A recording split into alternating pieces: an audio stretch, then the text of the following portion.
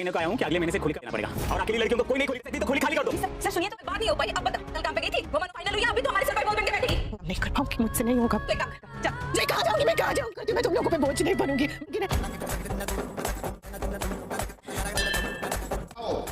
Serial आने वाला अनुपमा के आने वाले एपिसोड होने वाले हैं सनसनीखेज। जी हाँ दोस्तों, आने वाले एपिसोड में आप देखेंगे कि बहुत ही अनुपमा के लिए बुरी खबर है। उधर जैसे ही मुंबई से राही वापस आती है तो वो कहती है कि मैं फिर वापस नहीं जाऊंगी। प्रेम को कहती है, प्रेम कहते हैं उधर उधर तो तुम्हारा सपना है, तुम्हें तो उधर जाना चाहिए।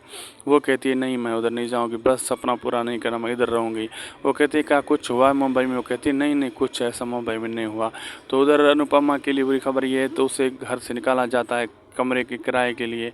वो कहती है किराया मैं दे दूँगी कैसे भी करके। वो कहते हैं नहीं, तुम निकल जाओ, बोझ बन गए हो तो हम पे। मैं बोझ नहीं बनूँगी तुम लोगों पर।